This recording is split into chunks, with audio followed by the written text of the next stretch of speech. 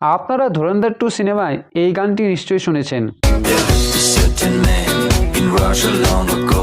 He was big and strong, in his eyes a flaming glow. তবে জানেন কি এই গানটি আসলে কি বা কাকে উদ্দেশ্য করে করা হয়েছিল?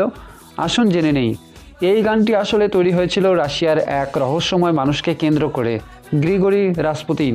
রাশিয়ার গ্রাম থেকে উঠে আসা রাসপুতিন ছিলেন এক সাধু, আবার অনেকের মতে এক ভয়ঙ্কর প্রতারক। কিন্তু কিভাবে তিনি সরাসরি পৌঁছে গেলেন রাশিয়ার রাজপ্রাসাদে?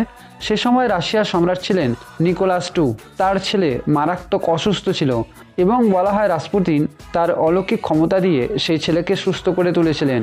এর ফলে রাজপরিবার, বিশেষ করে রানী আলেকজান্দ্রা ফিওডরভনা, তার উপর অন্ধবিশ্বাস করতে শুরু করেন। ধীরে ধীরে রাসপুতিন রাজনীতিতে প্রভাব ফেলতে শুরু করেন। তার নাম জড়িয়ে যায় নানা কেলেঙ্কারি, মদ্যপান এবং অশালীন জীবনের সাথে। সাধারণ মানুষের কাছে তিনি হয়ে ওঠেন ভয়ের এবং ঘৃণার প্রতীক। শেষ পর্যন্ত 1996 সালে কিছু অভিজাত ব্যক্তি তাকে হত্যা করার পরিকল্পনা করে।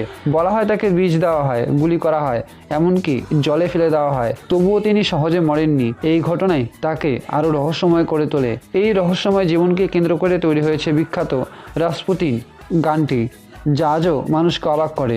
তাহলে প্রশ্ন হলো, রাসপুতিন কি সত্যি অলৌকিক শক্তির অধিকারী ছিলেন, নাকি সবটাই এক বড় প্রতারণা? আপনাদের কি মনে হয়? অবশ্যই সেটা কমেন্ট করে জানান, ভিডিওটি শেয়ার করে দিন।